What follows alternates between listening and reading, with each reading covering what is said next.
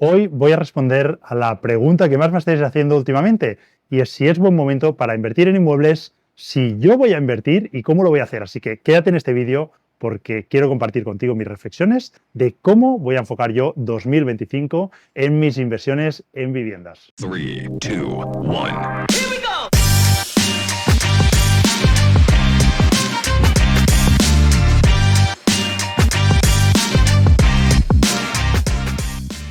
Bueno, lo primero que seguramente os habéis fijado en estas vistas es que llevo 3 días encerrado en este apartamento. Obviamente no veis el apartamento, pero prefería que vierais las vistas. De hecho, quería grabar este vídeo para compartirlo con vosotros, ¿no? Haceros también partícipes de esto.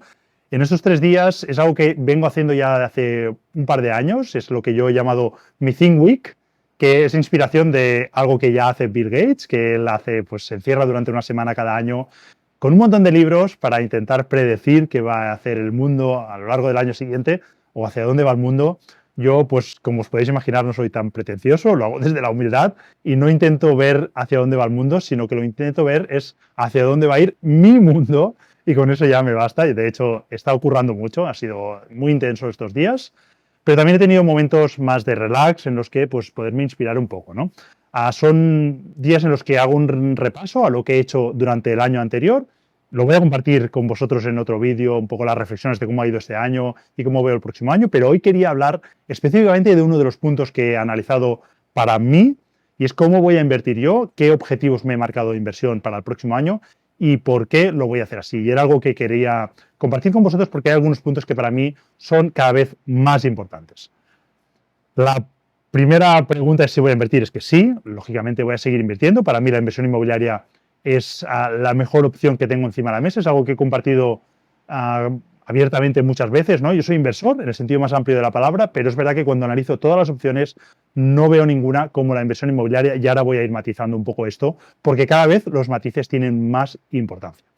Muchos os veis un poco presionados con la regulación o no tanto con la regulación que en Cataluña pues sí que la tenemos más vigente, pero en otras comunidades no la tenéis, pero sí que los tambores de guerra están constantemente ahí, amenazas de regulación. Además, también la opinión pública, ¿no? Se está moviendo la opinión pública incluso en contra de los inversores, cuando en realidad los inversores es algo que he dicho muchas veces y voy a seguir repitiendo cada vez más, porque creo que es necesario, hacemos un gran bien para la sociedad.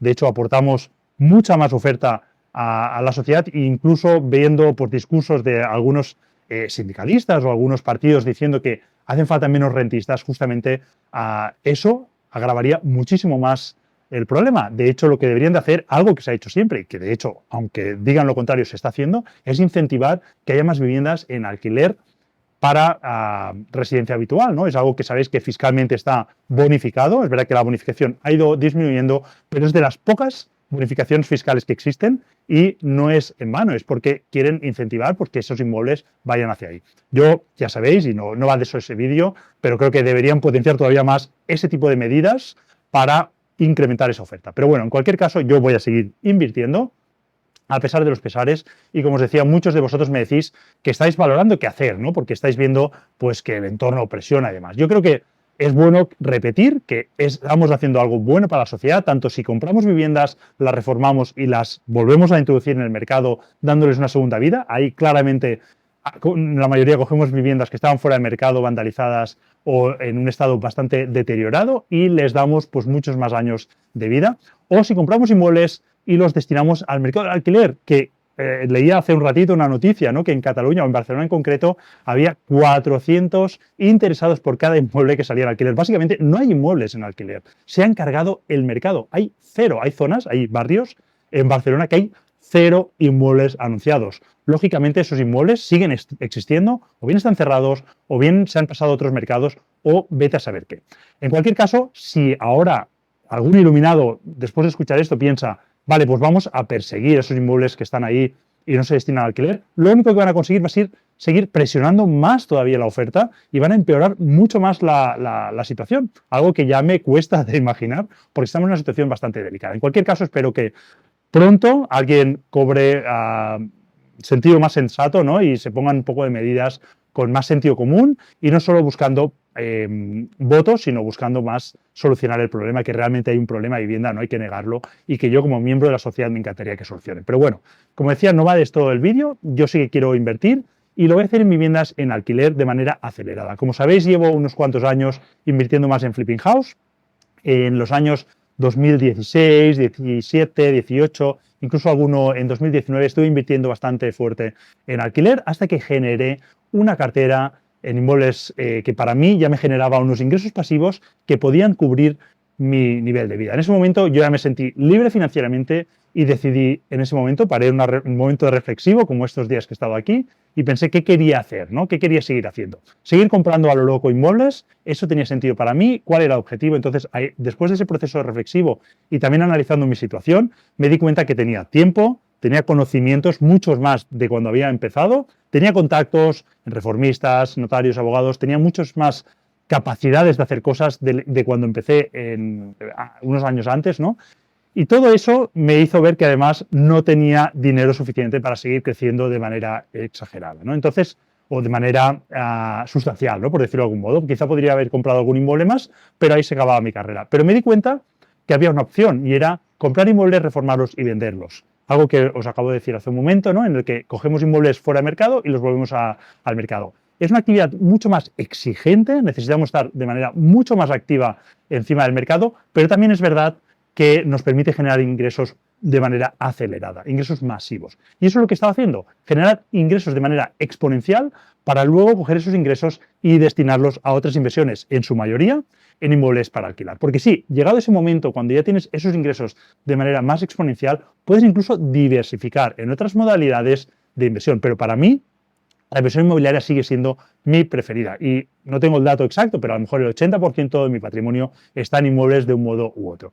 Y eso es lo que voy a seguir haciendo. Voy a seguir invirtiendo en inmuebles para alquilar porque para mí, cuando analizo todas las opciones que hay encima del mercado, es la más rentable y la que puedo convertir en más pasiva posible. Porque sí, eso es importante. Para mí es importante definir lo que es un negocio y lo que es una inversión. Como sabéis, si me seguís, siempre he repetido que el Flipping House, más si lo escaláis como lo hemos hecho nosotros, que este año hemos hecho 12 operaciones, 12 viviendas que estaban cerradas en su mayoría, estaban anticuadas en algunos otros casos o tenían algún tipo de problema, las hemos reformado y las hemos vuelto al mercado. Hacer eso requiere de mucho tiempo, de conocimientos, de mucho capital, de mucho equipo y es prácticamente un trabajo a tiempo completo.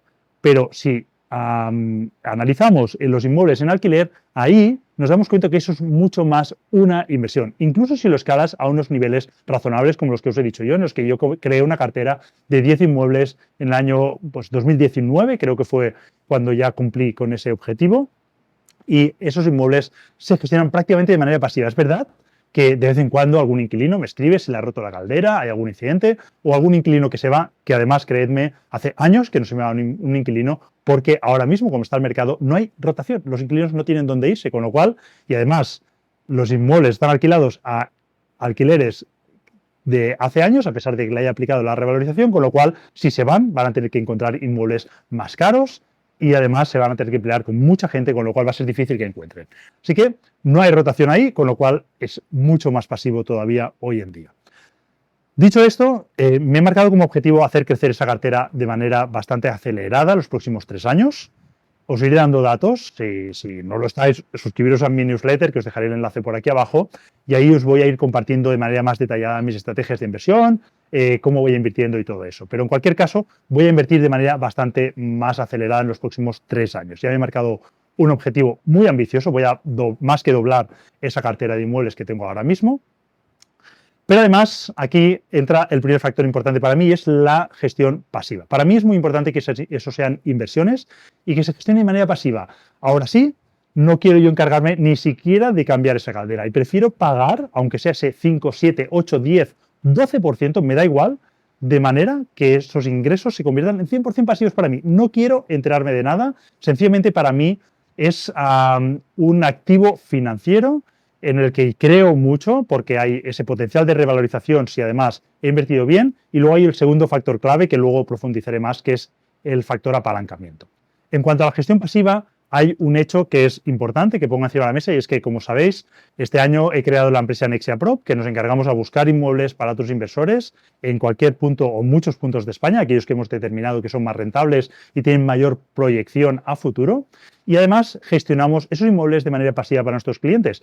Para mí, blanco en botella era algo que yo ya venía dándole vueltas. Quería invertir fuera de Cataluña o empezar a invertir fuera de Cataluña por razones obvias. En Cataluña tengo inmuebles y de hecho he hecho alguna inversión recientemente, pero el foco va a estar fuera, como os decía, por razones obvias. Pero para mí necesitaba que esos inmuebles se gestionaran de manera pasiva y al final, pues como que se me han alineado los astros y es muy fácil para mí coger esos inmuebles y delegarlos para que sea otro, en este caso soy yo mismo a través de mi empresa, pero no soy yo quien voy a estar recibiendo esas llamadas y eso para mí era muy importante. Primer punto, la gestión pasiva. Y el segundo punto, que para mí es súper clave, es que hay apalancamiento. En otras modalidades de inversión esto no existe. Y hoy en día, con toda la regulación, con toda la presión que está existiendo en el sector inmobiliario, incluso con la incertidumbre, si queremos decir, que existe en los próximos años, para mí el apalancamiento se convierte en crítico.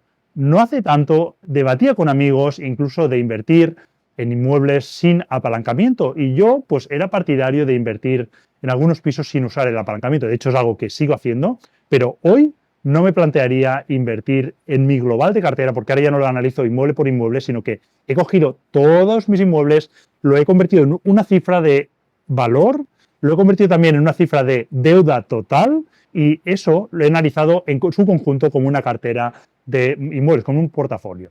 Y lo que he analizado es cómo de endeudado está esa cartera y cuál sería la situación óptima. Como ya os podéis imaginar, llevo 4 años enfocado en el flipping house y he abandonado esa cartera, con lo cual muchos inmuebles han ido amortizando esas hipotecas y además he vendido en los últimos años algunos inmuebles que se habían revalorizado mucho y casualmente eran inmuebles que compré con financiación. Con lo cual me ha quedado una cartera muy bonita, pero con poco endeudamiento. Y para mí eso me pone un poco nervioso porque hoy en día, como digo, cobra más importancia que nunca aprovechar ese factor palanca en el sector inmobiliario. Y rentabilidades, por simplificar, a lo mejor del 7% netas, del 8, 9, 10% brutas, con el apalancamiento se convierte en rentabilidades para nosotros de nuestra inversión del 15, 20 o incluso el otro día cuando estaba analizando había algún caso, es una rara avis, no es lo habitual, pero algún caso de casi el 50% con una financiación muy elevada, ¿no? Entonces, esas rentabilidades yo empiezo ya a ver mi cartera de inmuebles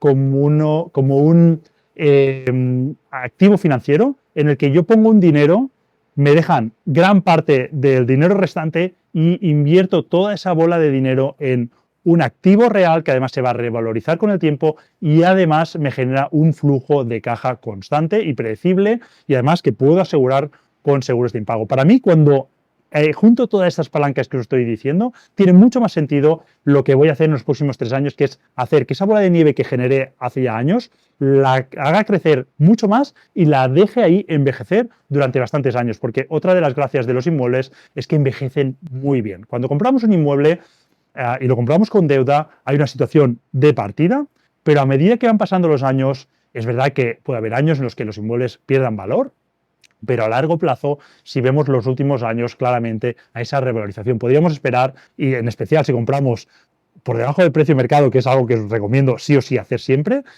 que tenemos esa proyección a futuro que podríamos esperar entre el 2 y el 3% de media, que sería la inflación que un activo real pues debería revalorizarse al calor de la inflación. Además, si vemos en los últimos 50 años los inmuebles se han revalorizado por encima de esos porcentajes, por encima de esa inflación. También es verdad que la inflación real seguramente sea mayor a ese 2-3% que nos dicen en el IPC. Hay otra inflación que es la que realmente hay en la calle y seguramente, como os decía, es real. Y los activos reales se revalorizan por regla general al calor de esa inflación. Entonces, esos inmuebles, esa cartera, imaginad, mirad los inmuebles no como un inmueble solo, sino como un producto financiero en el que hay, voy a simplificar con números, 1 millón de euros invertido, se revaloriza ese 3% anual y además está generando un flujo de caja. Pero hay una deuda de ese millón, vamos a suponer que has conseguido un 70% de financiación, te han dejado 700.000 euros, tú has puesto 300.000, pues esos 700.000 euros se van amortizando año a año, con lo cual a lo largo de los años tienes una cartera que no vale 1 millón, sino que vale 1.300.000 euros quizá, has generado unos flujos de caja que además, si has sido hábil, has podido seguir reinvirtiendo y la deuda ya no son 700.000, sino que son 500.000 o 400.000 o lo que sea, ¿no? En función de los años que hayan pasado. Con lo cual, a lo largo de los años, cuando miras este activo financiero, la foto final se ha revalorizado mucho y tienes pues un equity que se llamaría, que es el valor real de tu patrimonio neto ahí en esos inmuebles, un activo mucho más elevado. En el ejemplo que he puesto ya, pues serían 500.000, serían 800.000 euros, ¿no? Que tienes de activo neto ahí dentro, de patrimonio neto, que podrías vender y materializar, junto además con todo ese flujo de caja, que para mí, además, es importante que generen cada mes esa recurrencia que por mi perfil de persona, de perfil de inversor, necesito esos ingresos recurrentes para darme esa estabilidad, aunque sea ficticia, pero a mí me da esa tranquilidad, esa paz mes a mes de que cada mes voy a recibir esos ingresos. Por eso, cuando lo junto todo, no hay ninguna otra opción encima del mercado que me pueda dar todas estas características que os he definido ahí. Así que, por todos estos motivos, en 2025 voy a seguir invirtiendo en inmuebles en alquiler, lo voy a hacer en distintas zonas, os voy a ir compartiendo, como os decía, en qué zonas, cómo lo voy a hacer, voy a priorizar también la financiación, como os decía, no soy un loco de la financiación, pero ese 70% de media me gustaría tenerlo porque mi cartera en su conjunto me gustaría ubicarla en algún sitio entre el 40 y el 60% de endeudamiento sobre el valor total de esa cartera. Probablemente más cerca del 40 sobre el valor total, porque estoy comprando con descuento y además muchos de los activos que ya tengo se han revalorizado y por el momento no estoy pensando en venderlos, porque ese es otro melón que podríamos tratar en otro momento porque hay un coste de oportunidad de mi tiempo y de mis recursos. Entonces prefiero que sea esa bola de nieve que va envejeciendo por ahí y yo, mientras tanto, mi foco se enfoca en hacer crecer, por otro lado, la cartera de manera exponencial. Espero que este vídeo os haya inspirado, os haya compartido. Me encantará leeros en los comentarios si os gustan este tipo de reflexiones para seguir compartiendo a lo largo de 2025 también pues, nuevos contenidos como este.